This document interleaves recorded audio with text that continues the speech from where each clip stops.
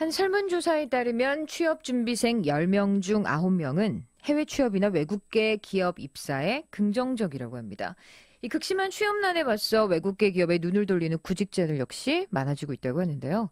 근데 어디서부터 또 어떻게 준비해야 하는지 막막하기만 하죠. 그래서 정부와 지자체가 나섰습니다. 지난주 토요일 외국계 기업이나 해외 취업을 원하는 구직자들을 위한 외국계 취업 멘토링 콘서트가 인천에서 열렸다고 하거든요. 어떤 분들이 현장을 찾았을까요? 또 어떤 얘기들이 오갔을까요? 김진희 씨가 직접 다녀왔습니다. 지난 토요일 인천 청년을 위한 외국계 기업 취업 멘토링 콘서트가 인천시청에서 있었습니다. 1시 30분에 시작이었는데요. 12시를 살짝 넘긴 시간부터 이곳은 인산인해를 이뤘습니다. 청년들이 벼랑 끝에 섰다라 말이 나올 만큼 취업난이 극심한 이때 가로막힌 취업의 눈앞에서 국내가 아닌 해외로 눈을 돌린 200명이 넘는 인천의 구직자들이 신청을 했는데요.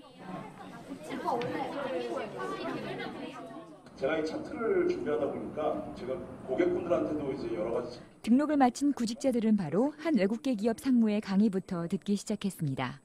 국내에서 외국인에서 굉장히 차이 납니다. 첫 번째 받았던 컬처럴 쇼크가 팀장님이 계셨는데 팀장님 책상에 과장이 엉덩이를 걸치고 앉아서 노트북을 이렇게 손가락질하면서 팀장님 저희 이거 먼저 외국계 기업의 분위기를 들어볼 수 있었습니다. 듣는 저 또한 유연한 분위기의 외국계 기업을 간접적으로나마 체험할 수 있었는데요. 자기가 하는 일에 대해서 단 1원이라도 보상을 받으면 프로입니다. 하지만 보상을 안 받는다면 아마추어예요. 프로페셔널리즘을 갖추지 않으면 살아날 수가 없습니다. 좀 더 자유롭게 일할 수 있는 이곳을 어떻게 입사해야 하는지에 대한 정보가 이날 참가자들에게는 가장 중요한 내용이겠죠. 얼만큼 가지고 있느냐를 볼 때 저희가 경력사원을 뽑고요. 대신에 신입사원은 프로페셔널이 떨어지죠. 그러면 결국은 프로페셔널리즘을 얼만큼 적응을 할 자세가 돼 있고 얼만큼 과연 준비가 돼 있느냐. 외국계 기업에서 제일 많이 쓰는 말이 Y IBM, Y 무슨 제품. 그래서 어떻게 됐는데 So what? 두 단어를 제일 많이 씁니다. 여러분들이 준비를 하실 때 왜 나여야 되는지 그리고 내가 무슨 얘기를 하면 그게 당신한테 어떤 의미인지 취업을 위한 스펙 쌓기에 열중하기보다는 본인의 분야의 전문가가 되기 위한 스킬을 쌓아가는 것이 중요하다고 말했습니다. 그렇다면 자연스럽게 나에 대해서도 알 수 있겠죠. 4차 산업혁명, 거기에 관련된 여러 가지 개념들이 사실 핵심은 이후에는 외국계 기업에 대해서 자유롭게 이야기하는 토크 콘서트가 열렸습니다. 5개 외국계 기업에서 5명의 멘토들이 등장했는데요. 때를 4차 산업혁명이라고 부르는 게 오히려 더 자연스러워요. 그렇기 때문에 회사가 우리가 기본적으로 부르는 가치사슬이라고 먼저 4차 산업혁명으로 인해 외국계 기업 또한 많은 변화가 있다고요. 뉴칼라라고 부르고 있습니다. 그런 개념들 새로 등장하고 마케팅 부서는 디지털 마케팅으로 바뀌고 있고 세일즈도 마찬가지고. 제가 정말 취업했을 때 꿨던 꿈이 내가 원하는 이직을 희망하는 구직자의 질문이 이어지고요. 그런 건데 외국계 기업에 만일 제가 이직을 성공하게 된다면은 정말로 제가 꿈꿨던 창의적인 일을 할 수 있는 말씀하셨던 것처럼 획일적 명쾌한 답변이 이어집니다.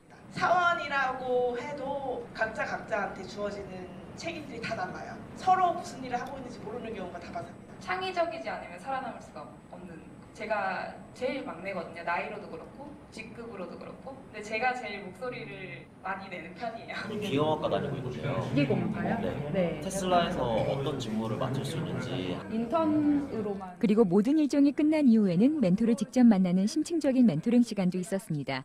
쉴 새 없이 질문이 나오고 현직자들은 그림을 그려가며 열심히 설명을 했는데요. 이거 이제 고객 베이스죠. 제 직무가 지금 현재 그림이 이날 재능 기부로 함께한 외국계 기업의 멘토를 만나봤습니다. 맞는 것 같아요. 왜냐하면 저희는 이제 그렇죠. 하드웨어니까. 네 반도체 쪽 제가 2년 전까지만 해도 이 자리에 있었어요. 정말 저도 이런 멘토링 같은 거 많이 다니고 취업에 대한 걱정도 너무 많았고 실제로 한 100군데 정도 기업을 원서를 넣었고 최종 면접까지 갔다가 떨어진 경우도 굉장히 많았어요. 취업이 된 그 과정을 보면은 어처구니가 없을 정도로 운도 작용을 했고 타이밍도 작용을 했고 정말 내가 이 자리에 오려고 이렇게까지 고생을 했구나 이런 생각이 들 정도로 쉽게 됐어요. 가장 드리고 싶은 메시지인데 쫄 필요가 없다. 분명히 나를 필요한 기업은 있을 것이고 모두 다 하나하나 잘하는 능력이 있을 텐데 그걸 최대한으로 발휘를 할 수 있는 곳이 있을 거란 말이에요. 그런 곳이 계속 노력을 하다 보면 언젠가는 찾아질 거니까 힘내시라고 그 말을 제일 많이 하고 싶습니다. 이어 함께한 구직자들의 목소리도 들어볼 수 있었습니다. 여러 방면으로 지금 알아보고 있는 중이라서 국내 기업이 아니더라도 어떻게 보면 좀 더 큰 무대랄까? 나아갈 수 있는 기회가 많지 않을까 싶다 보니까 외국계 기업 쪽으로도 좀 관심을 갖고 있습니다. 직무가 어떤 게 있는지, 채용을 하게 되면 어떤 식으로 준비를 해야 되는지, 능력이라 해야 되나? 그런 건 어떤 건지 이런 것 좀 여쭤보고, 이런 거는 많이 있으면 있을수록 저희한테는 워낙 도움이 되는 거라. 취준생인데요. 현직자분들이 유용한 정보를 알려주셔서 준비하는 도움이 많이 될 것 같아요. 좀 더 아무래도 국내 기업보다 자유로운 그런 환경 속에서 일할 수 있는 것 같아서 그쪽으로 준비하고 있습니다. 취준생분들을 위해서 이런 기회가 많이 주어졌으면 좋겠습니다. 현장 속에서 제가 느낀 건 취업을 위해서 스펙을 쌓아야 한다는 고정관념을 갖기보다는 내 비전을 실현시키기 위해서 나만의 경쟁력을 갖춘 사람이 되어야 한다는 것이었는데요. 외국계 기업을 비롯해서 국내 기업 그리고 해외 취업까지 염두하고 있는 모든 구직자 여러분, 화이팅입니다.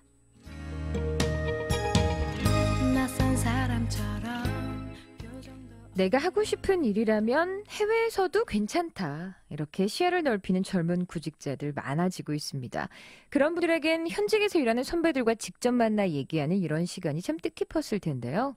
젊은 청춘들의 의미 있는 도전 응원합니다. 청년 한류 기대해 보겠습니다. 취업 멘토링 콘서트 현장 김진희 씨와 함께 자세히 알아봤습니다.